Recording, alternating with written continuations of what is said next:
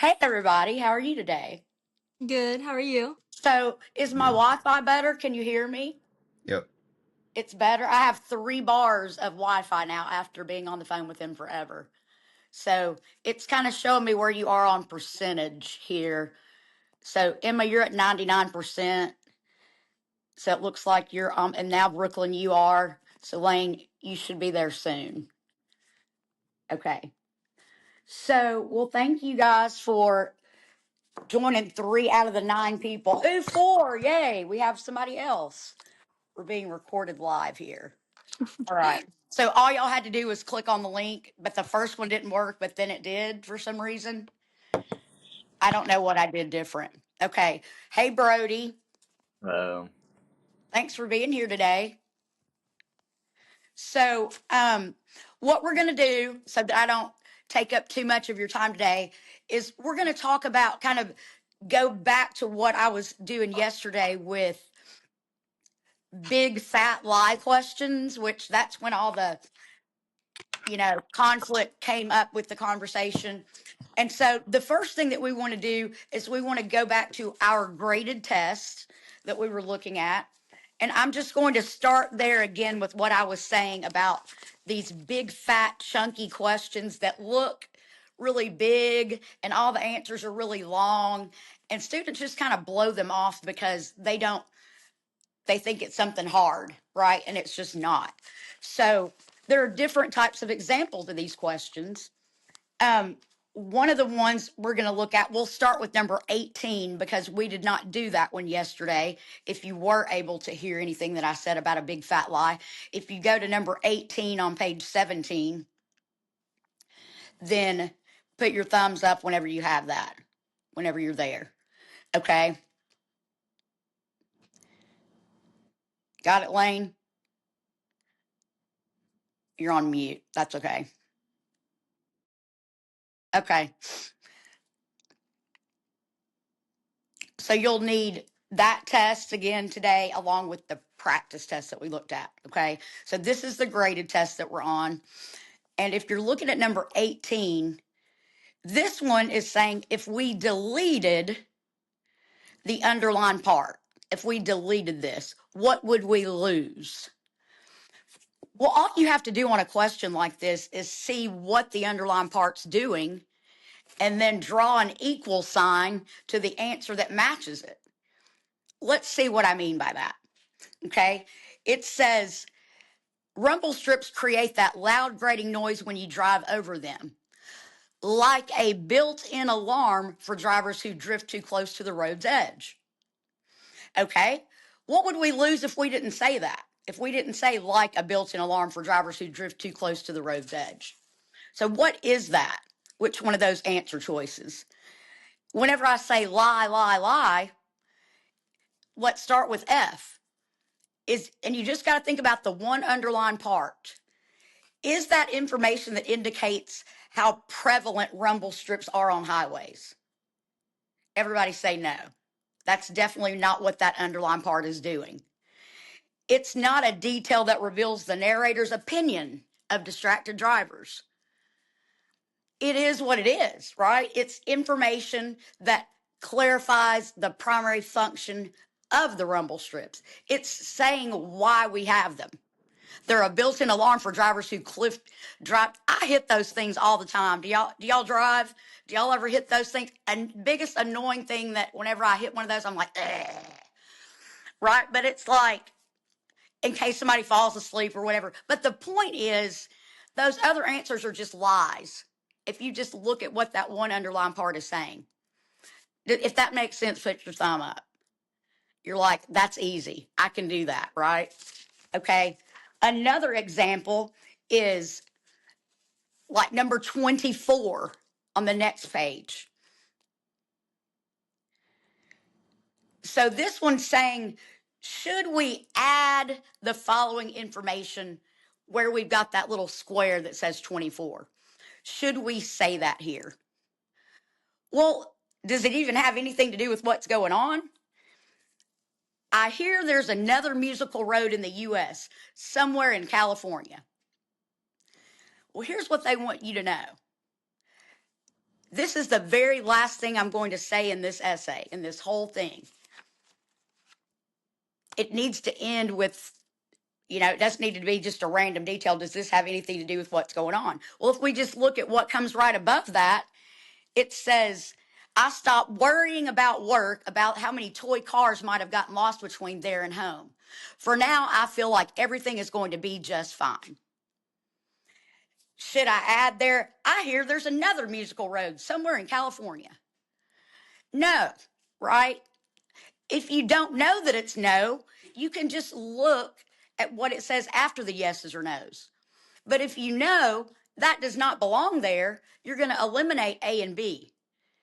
Then you just have to find the answer that's true and choose it instead of the lie. Because J is a lie. It says it fails to provide specific details about the construction of the musical road in California. Like, that doesn't even have anything to do with what's going on here. Do y'all see what I'm saying? These questions are common sense if you just look at them. Okay. Another example would be, and so this is the one where y'all kept going like this whenever I was trying to explain it the whole time, and it was number 32. And it's another one. It's like, we're considering adding this phrase. Should we do that?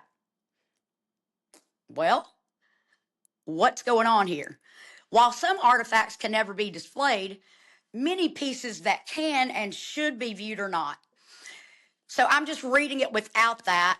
And then I'm thinking, what would it add to it if I said, while some artifacts can never be displayed, whether because of light sensitivity or the request of a donor, many pieces that can be displayed or not, okay, or viewed or not. Well, in my mind, I'm already thinking, yeah, that makes it a lot better because it's telling why they can't be displayed, right? If you don't know that, did anybody miss this one of the 4 online right now? Very good. So you're like, yes, it definitely gives specific examples to tell us why they can't be displayed. And the rest of those answers are just, random things that don't have anything to do with what at all. Okay. Now, the other one, the one that let me say where there weren't any like that on this test. So I'll have to wait for the next test to tell you. But there's always a question. You've probably seen these before. It'll be the last question of a passage, and it says the primary purpose. If the writer's primary purpose was to show the historical overview of this park, would the essay accomplish that purpose? And it's like, yes, yes, no, no. Well, there weren't any of those on this test, but there are on the next one. And for those questions, all you have to do is refer back to the introduction to see what do the 3 little sentences in the introduction say? Does it match what it's saying the primary purpose is? If it does, then it's yes. And you just give the truth answer instead of the lies that have nothing to do with what's going on. Big fat lie questions. Random topic number 1. Okay. Random topic number 2 that I want to talk about today is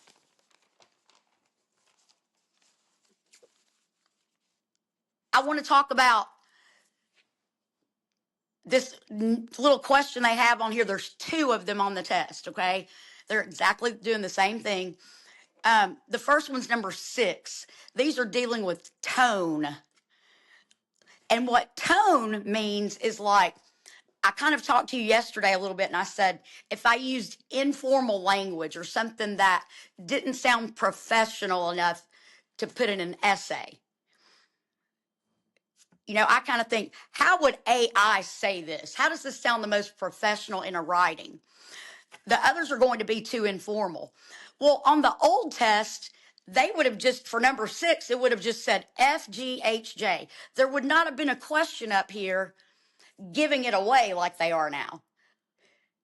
Just like number 7 says, which is the least redundant in context, number 6 is saying which choice effectively maintains the essay's tone. which means I'm looking for the one that has a formal tone, not the informal answers. Okay, did anybody miss this one online? Nobody missed this one. Okay, so obviously, live to yield is the most professional way to say that, right? They did the same thing on number 13 on the next page. They said, which choice most effectively maintains the essay's tone? Well, those other answers are like, made it okay for her to do this, or permitted her to hang on to something, let her keep up with it. But those are too informal. So the best way to say that would be, with the right tone, would be allowed her to retain. I know other people that aren't on this call missed that one, so I'm hoping they're looking at these with me when they're watching this recording. Okay, those are tone questions. They're going to come out and say it now. So all you're doing is getting the most professional answer. So far, we've talked about 2 random topics, big fat lies, right? And tone. Big fat lies and tone. Now, we're going to go into our next little random topic, which is, let's see, subject verb agreement. Your next random topic is subject verb agreement. There's only going to be a couple of these little questions on the test, but they are kind of tricky if you really aren't paying attention. So we can start by thinking about, let's see, number 9. Okay, let's start there with number 9.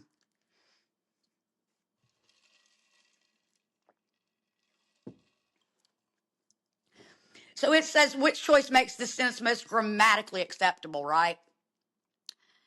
Well, partnering is your partnering with instituto ata. They try to put all these extra words after really what you're matching it with to confuse you on what you're doing. But partnering, you can't say partnering have enabled, partnering are enabling, or partnering enable, because that the subject verb agreement would be off. Partnering is one thing. So partnering has enabled. Okay? Partnering has enabled the subject verb agreement. Let me see if I can find another better example of what they're doing on that. Okay. Yes. Number 21.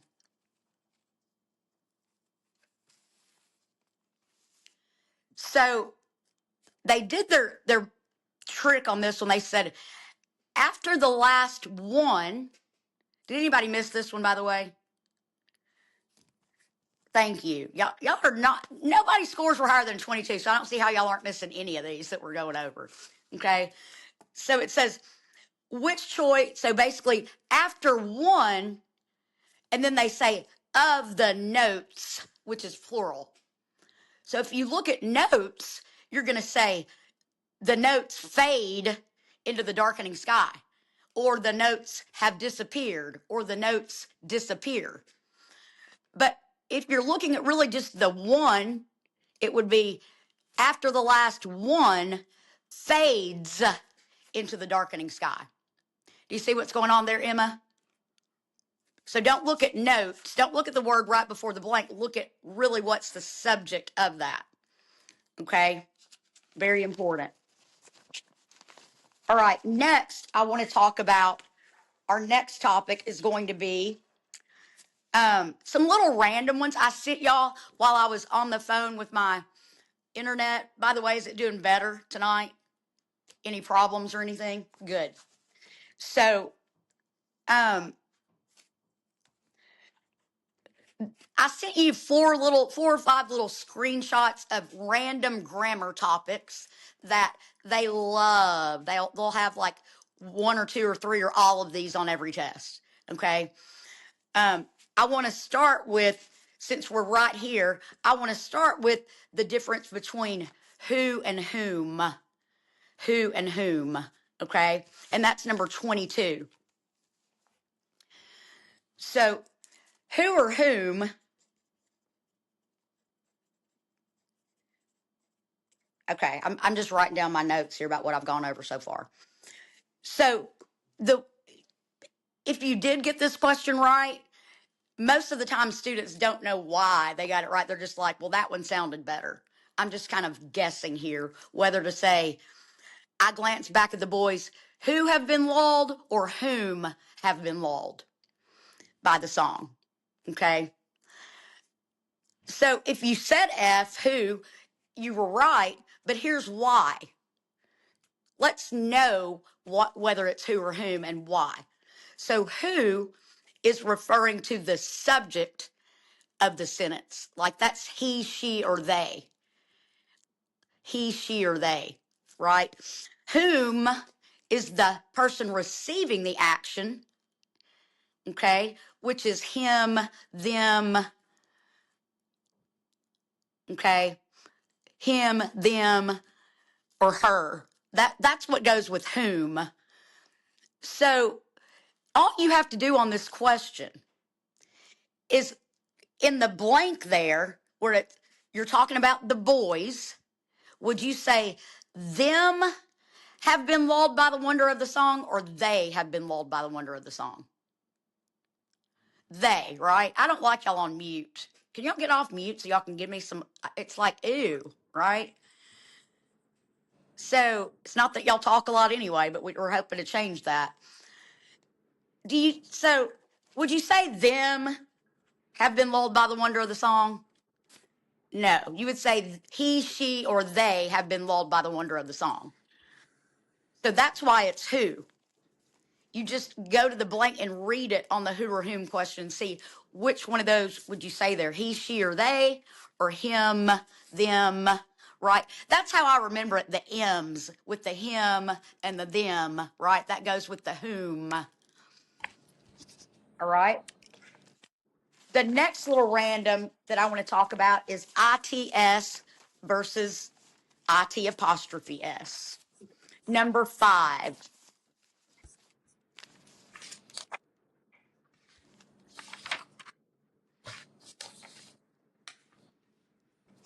So officially on the little sheet that I sent you today, I told you I was wanting you to look at those, right? We just have to make sure that everybody knows that IT apostrophe S only stands for it is, okay? It is.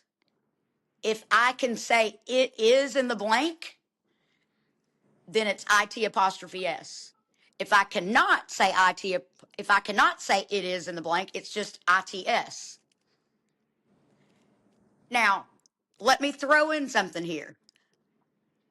They're going to put an answer on there a lot of times that says ITS apostrophe. Don't ever choose it because it's never going to be right. Okay? It's never going to be right. ITS apostrophe does not exist. It's either going to be ITS or IT apostrophe S if you can say it is in the blank. Okay? Did anybody miss number 5? Okay, thank you, Brooklyn. What'd you say? Do you mind? I said D. Okay, which is, so we're going to test what I just said. Okay, so let's go to that. It says, the tree, can we say the tree dies once it is large heart is removed? We cannot, right? So that's why it's just ITS. And also you could have had the choice to say there, but you're talking about one heart. So that's not multiple things in which you would say there to refer to it. All right. IT apostrophe S, it is. ITS, everything else. Never choose ITS apostrophe. There was another question like that, number 40. Go to number 40.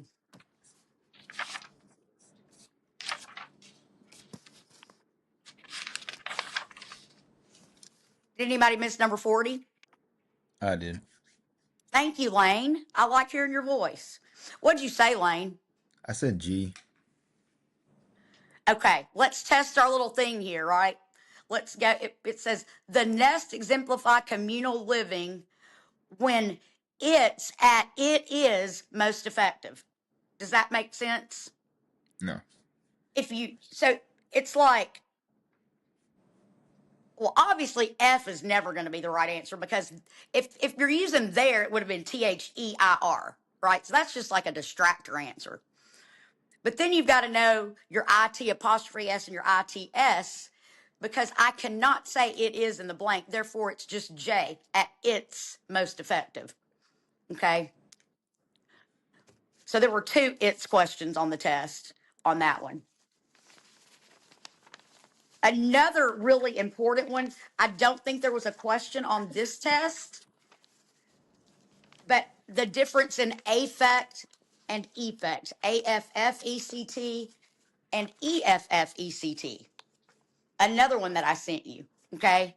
What I want you to remember on that little grammar question that you'll see on 50 to 75% of tests is that affect with the A, okay? I want you to remember it just like affect is the action. Affect is the action, okay? So if it's being used as the action verb in the sentence, it's going to be AFFECT.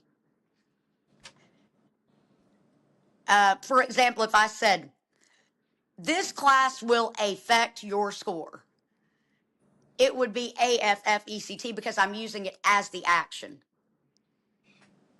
Okay. But the effect is the thing, it's the noun. It's like this had a huge effect on me, right?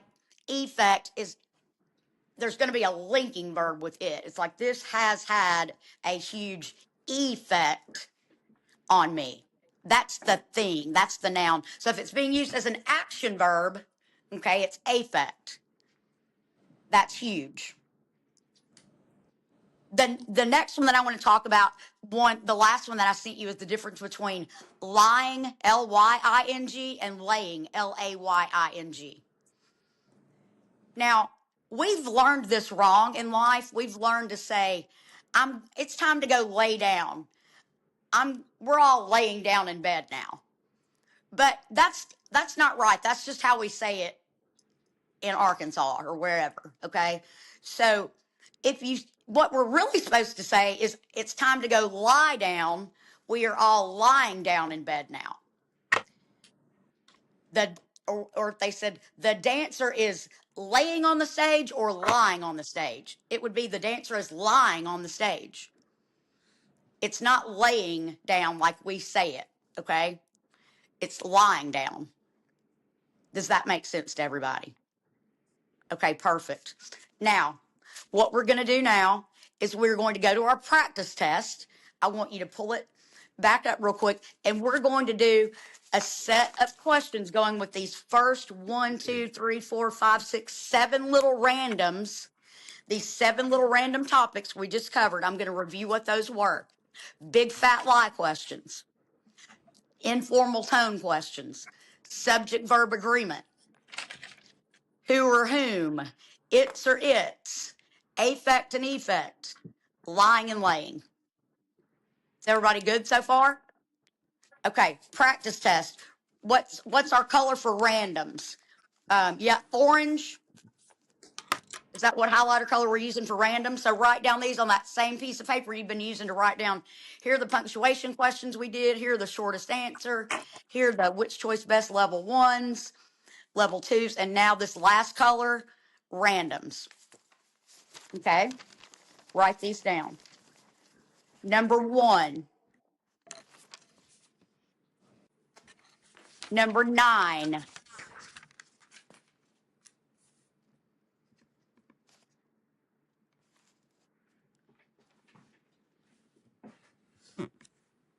number 32,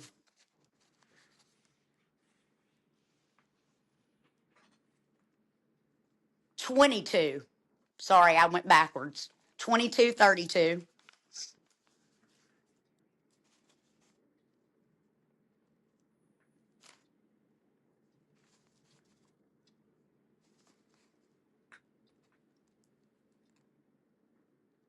42,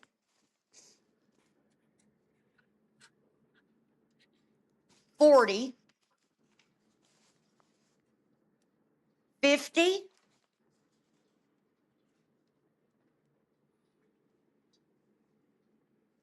63,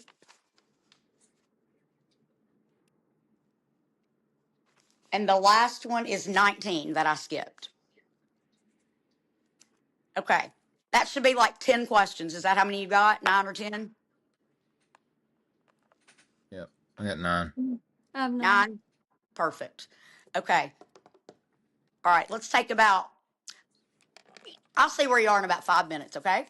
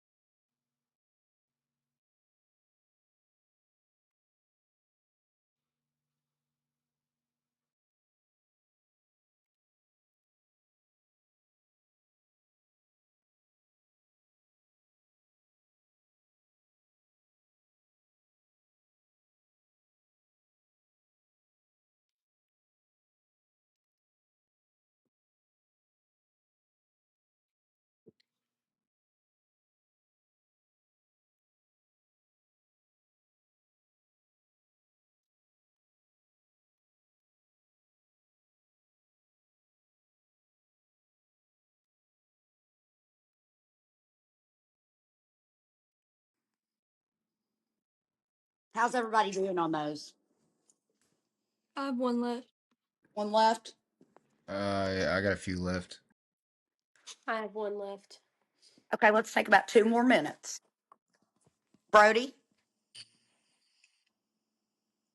how many did you have? Okay, thank you. Hey, Brody, you're only on 48% connect. Can you hear me okay? You're kind of fuzzy. It says you're at 48%, but you're okay? Okay, all right, good.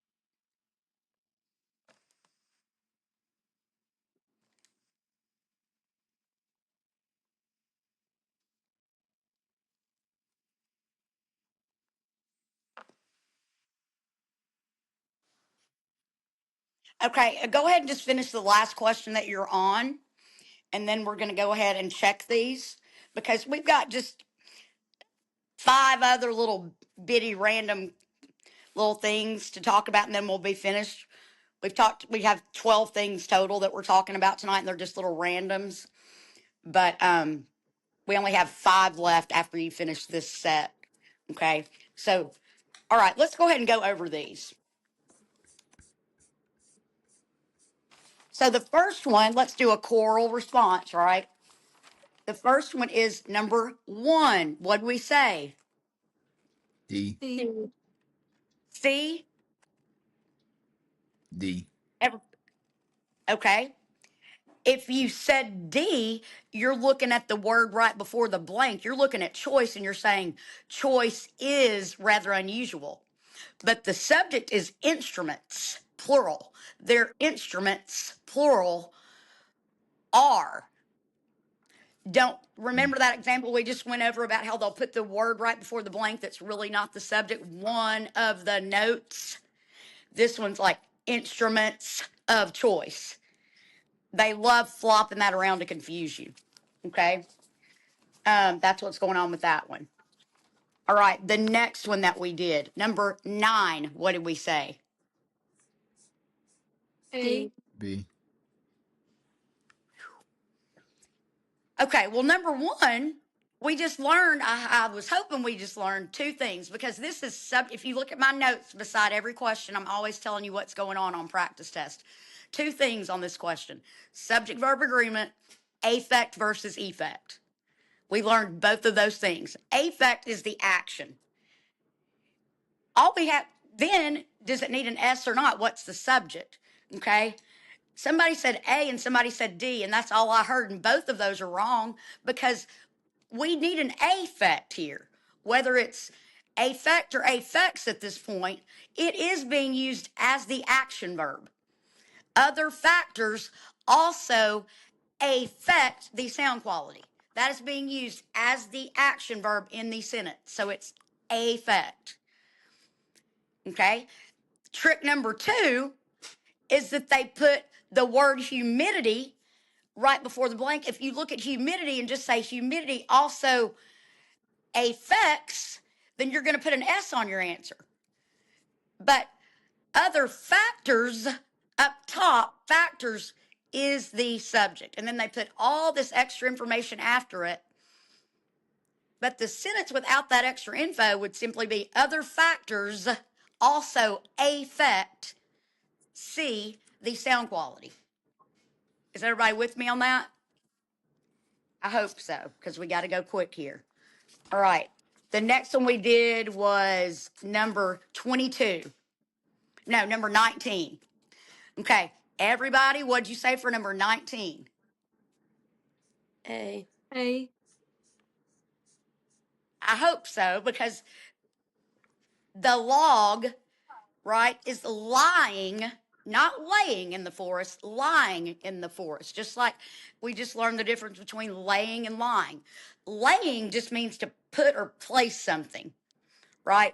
But if we're in a horizontal position as a person or an object like a log, we are lying in or lying down.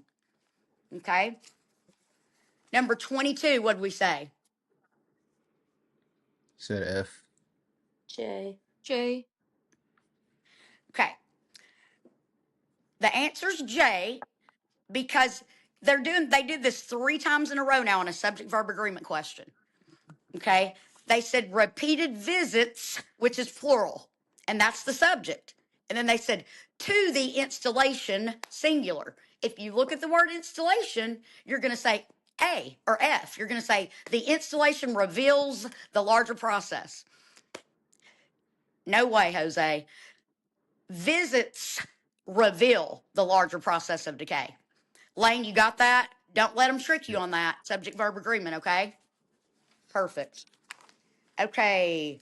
The next one was, which one do we do next? I think 32. I think. Yes. What did we say for number 32? Said H. Said J. J. Okay. This is a tone question. I said shortest answer, formal, informal, tone, wordiness. Like, if y'all didn't notice the tone note on there with it, you're just going to choose the shortest answer and say J, but the answer's H. I'm not going to say owing to the messiness. That doesn't even make sense. Like, because of these difficulties is what the answer is on that one. That's tone. Okay. Which one was next? 40. I knew I missed one. Yeah. 40. What did we say for that one? Said G. F. F. Okay. It is G, guys. Good job, guys. It is G. It's like, should we add this to say featuring, if we said it was the first browser to display pictures and text on the same page, adding much needed visual appeal. Okay. Now, you said, so F says it reveals that Mosaic was the first browser to display pictures alongside text. Is that what that little sentence is doing? That one little part, that one little added part is, it's not. It's emphasizing that it's making Mosaic more enjoyable, adding much needed visual appeal. Okay, good job. All right, what was next? 42? What'd y'all say for 42? G. H. H. It is H, okay? G is saying it specifies some of the features that made Mosaic popular. Well, they're saying if we deleted the preceding sentence, which you've got to know that preceding sentence is the sentence before, okay? So you've got to look at where it says the online world appears to be a vast interconnected universe of information. So that's not specifying features that made it popular, right? There's no features in that one preceding sentence. Okay, what was next? Number 50. What'd y'all say? H. H. H. Thank you. Okay, perfect. And then we did, what's the last one? Number 63. What'd y'all say? A. A. Absolutely. I cannot say it is in the blank there, and see where they put that ITS apostrophe there? Does not exist. Don't ever fall for it. Okay, go back to your practice test or your graded test. Sorry, go back to your graded test. I'm going to talk about the next little random topic is transition words between sentences. Transition words between sentences. Okay, now there were about 3 of these on the test. Let me see which one I want to go over for the best example. We've already talked about yesterday how, like, when it gives you the option to not use a transition word, you're always going to choose that answer. Now, here's what my strategy is, and I want the first thing I'm going to tell y'all quickly, just because we're kind of in a hurry here, is that the only transition word they're going to put on a test, and you're probably not going to know what it means, is conversely. Conversely. Okay, everybody go to number 30 with me on your graded test, number 30. Now, did anybody miss this one? Thank I you. did. Okay, so the first thing I'm going to tell you is that conversely means in contrast, on the other hand, right? However, it's the same thing as in contrast, on the other hand, however, conversely. Okay, that's what you need to know first. But a normal question for G is just going to say in contrast. Now, let me go into my strategy for a question like this. I want, whenever you see a transition word, go straight to where it says the word subsequently and put your finger over it. So, everybody do that with me. Put your finger over that. And what you've got to do to get this question right is you've got to read the sentence that comes before it and the rest of the sentence that the word is in so that you can see what the logical connection is that they're making there. So it says, before it, it says in a traditional museum display, each artifact is labeled and positioned at eye level with plenty of space between it and the other objects. Blank. Artifacts in visible storage spaces are placed close together and often displayed from floor to ceiling. Well, I would say, however, or on the other hand, or in contrast, there is what came to my mind there that I would say. Then I'm going to go to my answer choices and find the one that matches closely, that means the same thing as what I'm thinking the connection is they're making in my own head to connect that previous sentence to the sentence that comes with the rest of the word. Are y'all with me? You go, the strategy is I put my finger over the word. I don't look at it in my own mind. What would I say there? What connection are they making? I want you to use this same strategy on our next little random topic, which is called vocabulary. Just simply choosing a vocabulary word. Go to number 10 with me.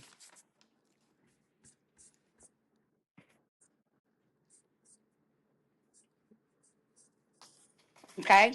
Now, if you're looking at number 10, it says, if you, when you know you're choosing a vocabulary word here, deciphering, transforming, dislocating, contorting, there's no way I can give you a list of words that they're going to put on the next test. We're going to do the best we can with these.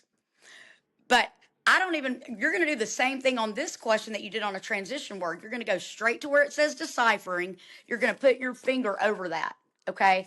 We're going to read this sentence and see what we would say there in our own words. So let's try that. It says, expanding awareness of the rich diversity of Brazil's native ingredients, comma, Atala continues to lead in blank the country's food culture. Well, I would say in growing, right? Or in expanding. Like, what do y'all think you would say there? Something similar to that?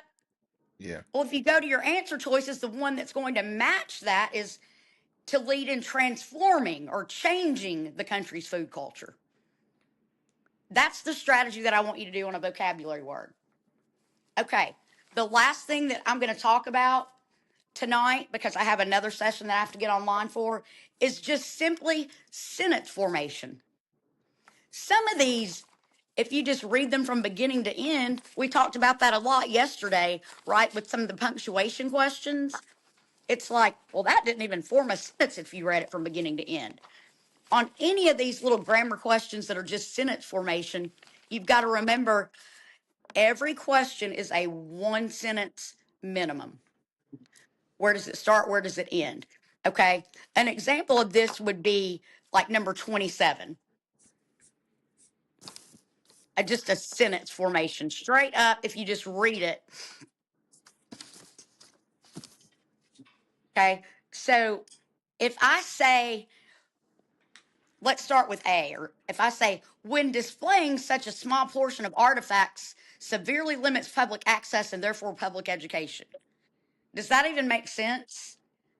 No, it does not. If you did A, B, and C, if you just read them, they don't even form sentences. Okay. Let's see. Okay, last thing. I am going to slide one more little thing in here for you because I feel like this is important. And there is a question on every test like this or two. And it is number, where did that sucker go? A modifier question.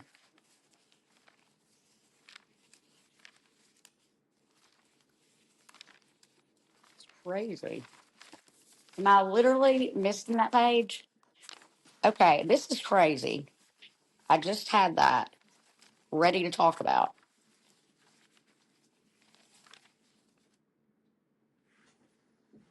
Interesting. I don't, well, so then the last thing I'll talk about before we close, and I'll talk about that next time, which is a modifier. I'm going to circle that. The last thing I want to talk about is just those, the placement questions, that we talked about yesterday a little bit, where it just takes the time to do. There were two of those on this test where one of those was number, let's see,